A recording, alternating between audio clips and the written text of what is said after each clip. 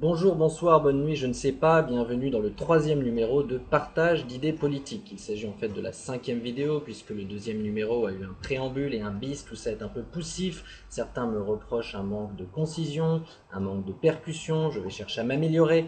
Je vous rappelle simplement que je travaille 50 heures par semaine, voire plus, et donc je n'ai hélas pas le temps de préparer les vidéos aussi bien que je le souhaiterais. Donc si je passais effectivement beaucoup de temps à les préparer, je pourrais venir à quelque chose de plus concis, plus carré, mais je souhaite aussi conserver une dose de spontanéité. Donc c'est comme ça, on avance.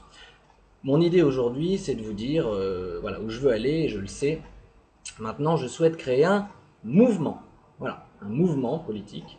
Donc il ne s'agira absolument pas d'un parti, puisque je n'en ai ni les compétences, ni l'expérience, je ne suis pas en France. Et par ailleurs, ma petite expérience des partis politiques m'a laissé voilà, n'était pas très concluant. J'ai eu ma carte du modem en 2007, à l'époque on y croyait encore. J'ai participé à l'élaboration du programme municipal du modem en 2007, les municipales à Paris. Et j'ai très vite été déçu voilà, du fonctionnement d'un parti. C'était peut-être ce parti en particulier, mais bon, de manière générale, la logique de parti, c'est pas trop mon truc. Donc l'idée est de créer un mouvement. Donc un mouvement, il aura un nom, il aura, j'espère, bientôt un site internet, et j'espère surtout des sympathisants. Et il faudra, pour que ça devienne un vrai mouvement, de nombreux sympathisants. Parce que si je suis tout seul, il ne va pas aller très loin, mon mouvement, vous comprenez. Donc j'ai besoin de sympathisants. Mais alors pour avoir des sympathisants, il faut convaincre les gens que le mouvement, il est sympa pour être sympathisant. Donc, le nom.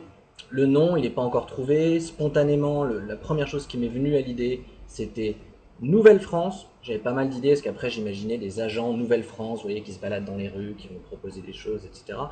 Simplement, c'était déjà utilisé. Nouvelle-France, c'était le nom d'une colonie française, globalement là où aujourd'hui il y a le Canada, entre 1534 et 1700 quelque chose. Donc bon, a priori c'était pas complètement gênant, il y a prescription, ça reste le Canada, ça jouit plutôt d'une bonne image. Problème, en cherchant un peu plus, j'ai trouvé France Nouvelle, qui là est un ouvrage écrit par le général, enfin le maréchal, pardon, Pétain. Donc là tout de suite ça risque d'être un petit peu moins sympa. Donc décidément, Pétain me poursuit un petit peu, hein, puisqu'il avait lui aussi un peu remis en cause liberté, égalité, fraternité. J'ai fait pareil dans ma deuxième vidéo. On m'a vite rappelé le maréchal Pétain, et maintenant Nouvelle-France, France Nouvelle, Pétain. Donc je me suis dit, on va aller chercher autre chose. J'ai pensé à En avant France, mais ça fait peut-être un peu trop En avant Guingamp. Donc je cherche encore le nom. Voilà. Le site web, ça va me prendre un peu de temps, mais je sais faire un site web, donc je vais essayer de faire un site web. Pas juste un blog, un vrai site internet qui s'appellera le nom qui reste à trouver. D'ailleurs, les suggestions sont les bienvenues. Et donc, les sympathisants, pour avoir des sympathisants, il faut quand même une direction, des idées. Je ne sais pas si je dois appeler ça un programme, c'est pas exactement ça, mais en tout cas, il faut que les gens sachent à quoi ils sympathisent. Alors venons-en un petit peu à ça. Sur le positionnement politique, j'ai déjà parlé de centrisme libéral, je rajouterai peut-être le mot moral. Centriste, libéral, moral. Alors revenons rapidement sur ces trois mots. Les centristes sont souvent un petit peu qualifiés de gens qui n'ont pas d'avis, qui ne savent pas où se positionner, le compromis mou, les idiots, comment on dit, les idiots utiles du système, bon, ce que vous voulez. Donc je souhaite réhabiliter un petit peu cette notion-là, et je citerai juste un extrait d'un slam que j'ai écrit il y a quelques années, et qui disait: Parfois je me sens triste, il faut avoir la foi pour essayer d'être centriste, viser sans cesse le juste milieu, cet équilibre capricieux, mais sans tomber dans le piège à con de la consternante indécision. Donc un centriste n'est pas forcément quelqu'un d'indécis, c'est simplement quelqu'un d'équilibré, de modéré, qui recherche en toute situation le compromis, mais le compromis à un moment donné c'est une décision qui amène à des actions. Voilà, donc, je ne vais pas faire trop long discours sur le centrisme, mais il semblerait que malgré tout ce qu'on peut reprocher au centrisme, je suis centriste. Libéral, donc je l'ai déjà dit un petit peu en précédence libéraux, dans la précédente vidéo, je le redis, le mot libéral en France est très vite associé à l'ultralibéralisme, les excès de la finance, les excès de tout ce qui est mal dans le système privé. Tout de suite, on associe libéral aussi à absence de solidarité. Donc tout ça, j'aurai l'occasion, dans la façon dont je pense je vais exposer des idées, et des propositions d'action, j'espère que pourra vous convaincre que le libéralisme, en tout cas euh, tel que je le conçois, ce n'est pas quelque chose qui est opposé à la solidarité et ce n'est pas quelque chose d'inhumain. Et donc morale, bah justement, donc tout ça, je sais que c'est des mots très généraux, mais il faut bien à un moment donné mettre des mots. Bah voilà, la morale, c'est peut-être un peu ce qui peut justement, disons, être le garde-fou du libéralisme, puisque effectivement, un monde libéral où les gens n'ont pas de morale, ça devient très vite n'importe quoi. Mais un monde libéral où les gens ont une morale, qui reste évidemment à définir aussi, ça peut faire un peu moins peur. Donc voilà, j'essaye d'être un peu plus concis aujourd'hui, donc je vais avancer sur des grandes idées. Alors, ce sera en vrac, je vous le dis tout de suite, mais c'est les idées qui me tournent en tête depuis longtemps. Hein. Je sais pas, j'ai pas inventé ça hier en sortant du lit. Donc j'ai des grandes idées. On pourrait parler d'une vision, d'un monde meilleur, qui sait. Et donc voilà un peu vers où j'aimerais qu'on essaye d'aller ensemble. Dites-moi si les mains ça vous dérange, je vais essayer d'arrêter, mais si elles sont pas en l'air, elles tapent la table. Alors, je vais les mettre sur mes genoux. Voilà. L'exode urbain, on pourrait dire le repeuplement des campagnes. Un grand axe de ce que j'aimerais qu'on fasse ensemble. Donc encore une fois, je ne sais pas comment, etc. Mais on commence. Hein. Donc moi, je serais pour qu'on repeuple les campagnes. La France regorge de magnifiques villages, de magnifiques campagnes qui aujourd'hui sont vides. Quand on traverse les villages, c'est quelque chose qui avait énormément choqué ma femme Thaï quand elle était allée en France. En Thaïlande, les villages sont vivants. Quand je suis allé récemment dans la campagne, voilà, il y a des jeunes, il y a des vieux, il y a le vieux de 87 ans qui vient boire le coup avec tout le monde. Et voilà, il a 87 ans, il n'était pas allé à Bangkok depuis 50 ans. Et il va bien, il est heureux, il boit des coups avec tout le monde, il n'est pas en maison de retraite. Voilà, il y a des villages qui vivent. Donc je ne vais pas faire une comparaison France-Thaïlande maintenant, mais donc je suis pour des villages qui revivent. Voilà. Et ça ne veut pas dire qu'on retourne 50 ans en arrière. Voilà, aujourd'hui, dans les villages, il peut y avoir la 3G, il peut y avoir des gens qui travaillent avec des ordinateurs, qui passent des coups de fil, qui produisent du service. Voilà, mais tout aussi en étant en lien avec des gens qui travaillent la terre, éventuellement des gens qui produisent des choses un peu plus industrielles. Voilà, je ne m'étends pas aujourd'hui. Une idée, exode urbain, repeuplement des campagnes. Soutien aux petits commerces. Voilà, je suis aussi pour qu'on, même si je sais que le tissu des PME en France est très important, mais je suis pour qu'on les soutienne.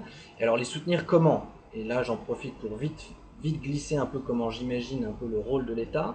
Pas un soutien financier, il ne s'agit pas de subventionner les commerces qui n'arrivent pas à faire face à la concurrence des grands groupes. Il s'agit de faire en sorte, d'une part, plutôt de leur donner de bonnes idées, de bons outils. Voilà, je parle de boîte à idées, de boîte à outils. Pour moi, l'État, ça devrait être ça. Ça devrait être un peu un guide, comme un coach. Vous voyez, sur un terrain de foot, le coach, il ne joue pas. Il est là, il donne les directions. Et en France, on a un peu le problème que l'État, il est à la fois coach et joueur. Il intervient partout. Non. Donc, donner des idées, des outils, s'assurer aussi qu'il n'y a pas d'injustice dans le traitement fiscal, etc., que les grosses boîtes n'abusent pas trop. Donc voilà. Mais tout ça pour amener ça va avec, hein, si on repeuple un peu les campagnes c'est aussi les villages, c'est les petites villes. Là aujourd'hui c'est arrêter de toujours grossir, créer des banlieues, des immeubles de bureaux. Pour moi ça c'est un modèle qui révolue, les bureaux en seconde couronne, les gens qui font 1 heure et demie de transport. Pourquoi est-ce qu'ils ne seraient pas dans un environnement beaucoup plus agréable à la nature? Et aujourd'hui, moi je l'expérimente de façon personnelle, je travaille de chez moi, et voilà, aujourd'hui avec un ordinateur, Skype, un téléphone, on fait beaucoup de choses. Après on peut se déplacer pour prendre des rendez-vous, on rentre pas trop dans le détail, mais donc voilà des petits commerces, voilà, hein, faire revivre le tissu des petits commerces. Il faut trouver des solutions.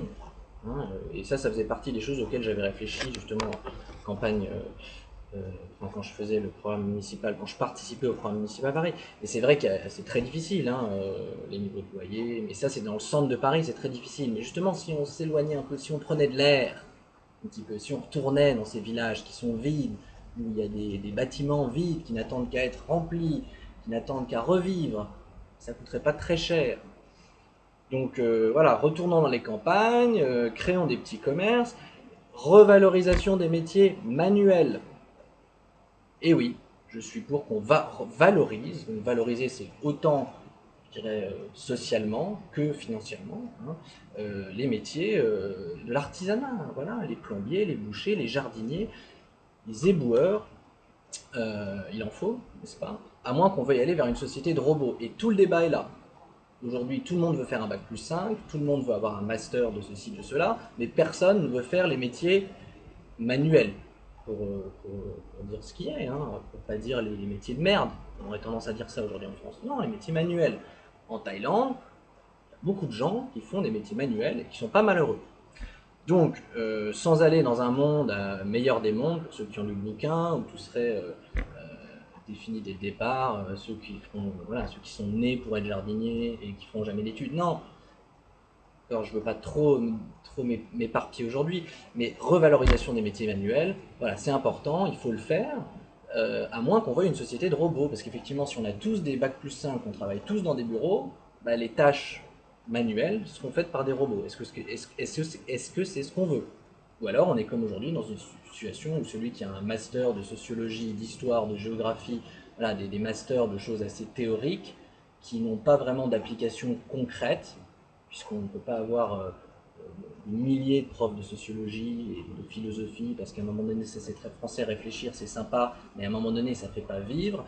Donc, on a un problème. Est-ce qu'on se retrouve avec des intellectuels au chômage, ou est-ce qu'à un moment donné, on veut une société qui fonctionne, avec voilà, des gens qui font des métiers de service, des métiers de bureau, et puis des gens qui créent, voilà, avec leurs mains. Alors moi, je suis nul avec mes mains, mais ce qui fait que j'ai toujours beaucoup respecté aussi les gens qui savent dessiner, qui savent bricoler, voilà, qui savent me déboucher mon évier quand il est bouché. Et j'ai beaucoup de respect pour ces personnes-là.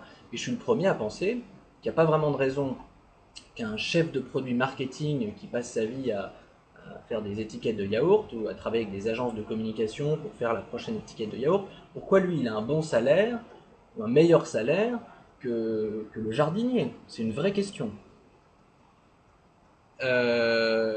Promotion des nouvelles technologies, donc pour dire que je ne suis pas pour un monde rétrograde, retour à la campagne avec sa pioche et ses chèvres, même s'il faut des chèvres, pourquoi pas même des pioches, mais vous comprenez, aujourd'hui, les campagnes, elles peuvent être connectées. Voilà. Engagement fort sur la transition énergétique, et là je conseille à tout le monde ce livre.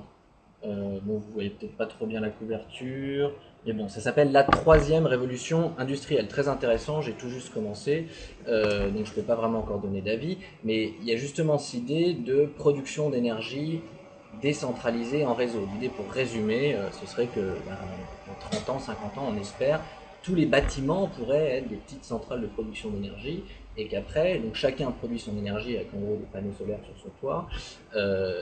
Donc je ne vais pas la rentrer dans le débat de c'est pas encore rentable, etc. Et derrière, ces gens, chacun produit son énergie, éventuellement on revend son surplus. Mais donc ça va bien avec l'idée qu'on pourrait être retourné dans les villages, etc. Chacun produit son énergie, commerce son énergie, par internet. Voilà, on est moderne, on est à la campagne, on a une belle vue sur les montagnes, sur les champs, on respire un air frais, et à la fois on utilise les nouvelles technologies. Donc tout ça, pourquoi on n'en parle pas? Je dis pas que personne n'en parle, mais c'est pas aujourd'hui, quand j'entendais moi à chaque fois les présidentielles, on parle toujours des mêmes. On entend en gros qu'on va redresser la situation du chômage. Voilà, c'est toujours en gros on va résoudre vos problèmes, mais on ne nous dit pas comment. Et il n'y a pas d'idée, de nouvelles choses, de grande direction. Moi, grande direction, engagement fort sur la transition énergétique, donc les énergies renouvelables, on a compris. Je ne vais pas rentrer dans le débat du nucléaire maintenant, mais peut-être qu'il y en a besoin pour au moins assurer un petit peu la transition. Transfert public-privé. Donc là, c'est que je pense, l'idée c'est pas de... Oui, je suis pour moins d'État. Je suis quand même pour moins d'État. Hein. Donc un État moins obèse, mais ça ne veut pas dire que l'État n'est pas efficace. Au contraire, je prends un État efficace, un État plus svelte, élancé, rapide, agile, qui remplit ses missions régaliennes. Là, j'ai peut-être des lacunes pour vous les citer comme ça, mais voilà, la sécurité, la justice, l'éducation, c'est ce qui me vient comme ça. Donc, je ne suis pas pour supprimer l'État. Maintenant, je suis quand même pour un État un peu plus efficace, donc avec moins de monde. Et donc, les emplois qui seront plus publics, je ne suis pas pour dire on les supprime, je suis déjà pour qu'on réfléchisse à comment on les transfère vers des domaines privés, et éventuellement, pourquoi pas justement vers tous ces secteurs d'énergie renouvelable. Vous voyez ce que je veux dire? C'est qu'il ne faut pas que le fonctionnaire qui a 35 ou 40 ans aujourd'hui, et quand on parle de réduction de la fonction publique, tout de suite il se dit j'ai pas d'avenir. Non, c'est de lui dire bah voilà, peut-être que ton avenir est dans le privé. C'est pas mal le privé, encore une fois, ce n'est pas sale. Donc transfert public-privé, sollicitation des assistés. Je passe les 15 minutes, je suis désolé, mais là je suis dans l'idée quand même, hein, je suis dans la proposition. Alors sollicitation des assistés, c'est que ça c'est un petit peu provocateur comme terme, mais l'idée, mon idée est la suivante, c'est que personne ne devrait être passif. Personne ne devrait être passif, personne ne devrait avoir le droit d'être passif, sauf contre-indication médicale. Donc, ce que je veux faire, et là, j'ai pas les chiffres, donc ça aussi un grand débat sur l'assistanat, ça peut faire l'objet de vidéos. Effectivement, que pèsent vraiment ceux qui abusent du système comparé, on m'a dit justement, par exemple, l'évasion fiscale des grandes boîtes. Ça, c'est des débats, je suis pour en débattre, je suis pour qu'on parle des chiffres, mais on n'a aucun chiffre en France, de toute façon. On n'a pas trop le droit d'avoir les chiffres, on n'a pas le droit de parler des chiffres. Et généralement, quand il y a des débats de chiffres sur un plateau entre deux hommes politiques, ça se termine, non, vous avez tort, non, c'est vous. Donc les deux ont tort, donc comme ça, on est bien avancé. Et donc mon idée, c'est pas de dire qu'on supprime les aides, qu'on laisse les gens mourir, mais c'est de dire s'assurer que tout le monde fait quelque chose. Donc quelqu'un qui touche des aides, qui n'a pas d'emploi, qui n'en trouve pas, je vais même pas dire qu'il n'en cherche pas pour pas être polémique, ou peut-être qu'il ne sait plus comment en chercher, eh ben on va lui donner des trucs à faire. Voilà, il y a toujours des trucs à faire. Ah, moi je suis sûr qu'on trouve toujours des choses utiles à faire pour les autres, donc voilà, on va, si ce n'est contraindre, inviter les gens qui perçoivent des aides et qui n'ont pas d'emploi à faire des choses.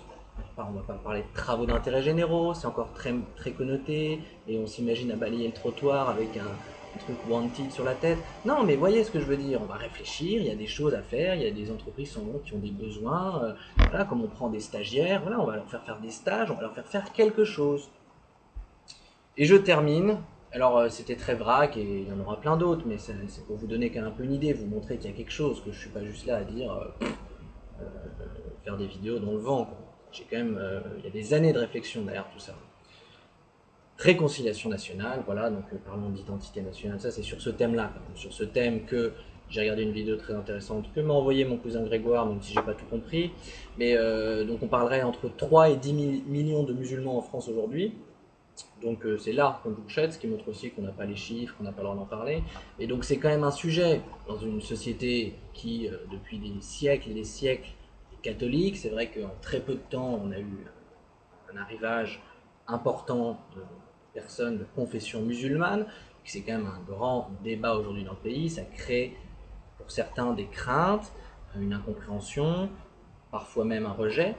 Et donc il faut en parler. Il n'y a pas que les musulmans, il y a aussi des personnes, voilà, il y a aussi certains, ça dépend, il y en a qui n'aiment pas les noirs, les arabes, j'en sais rien, mais c'est pour dire, oui, ce sujet des minorités, il faut l'aborder, il faut, pour moi, parler de la colonisation, on n'en parle pas assez, il faut en parler, il faut la raconter, il faut nous raconter ce qui s'est passé. Moi, j'ai pas souvenir à l'école qu'on ait beaucoup parlé de colonisation. Donc il faut en parler, expliquer pourquoi on a fait ça, il y avait des bonnes intentions, des moins bonnes intentions, comment ça s'est passé là-bas, qu'en est-il, on parle beaucoup de l'exploitation des richesses du sous-sol, des pays pauvres, je sais même pas moi vraiment ce qu'il en est, à moi à chacun de faire des recherches poussées, et c'est ça que j'attends aussi du gouvernement, d'expliquer les sujets importants aux gens, de manière simple, vous voyez, de raconter un peu la colonisation, comment ça s'est passé, et puis voilà, on en parle, on admet, on a fait des erreurs ici, mais voilà, on l'a fait pour ça. Et donc maintenant on est là, ensemble, comment on fait? Comment on fait pour que ça se passe mieux? Et donc voilà, je suis pour qu'on parle de tout ça, et je suis pour une logique d'apaisement. Et j'ai lu encore aujourd'hui un article intéressant dans Le Monde sur le sujet du voile dans les lycées de Marseille. Et là, j'envoie tout mon respect, toute ma reconnaissance aux enseignants. J'ai entendu parler d'un recteur, etc. Je vois qu'il y a des gens qui prennent ce sujet à cœur, avec beaucoup voilà, qui essayent de faire en sorte que ça fonctionne. Euh, C'est-à-dire que je vois que c'est un sujet pas facile. J'ai conscience, moi, de ne jamais avoir été directement confronté à ça, hein. Moi, à part quand je passais voilà, au métro Châtelet et qu'il y avait des bandes, etc. euh, c'est vrai que j'ai toujours vécu une vie où j'ai pas été tout à fait directement confronté à voilà, avoir beaucoup de musulmans dans la classe, des débats sur le port du voile. Donc je suis peut-être pas le mieux placé pour en parler. Simplement, je pense qu'il faut en parler. Voilà, il faut en parler de manière générale et pas comme en font les politiques, tout de suite en tombant dans la petite phrase. J'ose à peine prononcer le mot pain au chocolat, mais vous voyez ce que je veux dire. Donc voilà, et là-dessus je termine sur un truc très concret, que à l'école, je suis pour le retour du port de l'uniforme. Ici, les enfants en Thaïlande vont à l'école en uniforme, ils sont très contents. Je pense que c'est un moyen de lisser justement déjà les inégalités sociales au départ, puisqu'il n'y a pas celui qui porte des Nike et celui qui porte des habits pas trop bien, etc. Donc le port de l'uniforme, et sur le voile, je prends un risque, hein, parce que c'est un sujet difficile, mais je terminerai là-dessus, histoire de terminer, j'avais dit que je parlerai de choses concrètes, mais vous avez compris qu'aujourd'hui je voulais donner voilà, une direction, des idées, et puis après on va s'atteler, je vais m'atteler à essayer de donner des idées de projets concrets, et j'en ai, hein, sur chaque idée là que j'ai listée, j'ai des idées de, eh, tiens, si on faisait ça demain là, comme ça, sans effectivement avoir passé par la Commission européenne, et tout un tas de... Ce que m'a bien fait remarquer mon cousin Grégoire, qu'il fallait aussi proposer des choses qu'on puisse faire, nous, dans notre vie de tous les jours.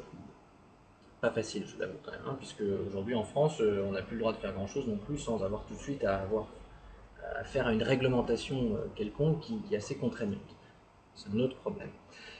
Et donc je voulais terminer sur le port de l'uniforme et le port du voile. Donc port de l'uniforme, bah tant pis si on me traite de conservateur et tout ce que vous voulez, mais moi je pense que c'est une bonne chose et je pense que c'est difficile de trouver quelque chose de mauvais là-dedans. À part voilà, se dire c'est conservateur, c'est revenir en arrière, bah oui mais c'est bien, je suis désolé, les enfants ils sont tous pareils, ils sont à l'école, ils ont un uniforme, et pour peu que l'uniforme soit pas moche, ce qui est le cas ici, moi je vois arriver le matin, elle part avec son petit chemiset bleu clair et sa jupe un peu longue, plissée, bleu foncé, bah c'est très bien, voilà.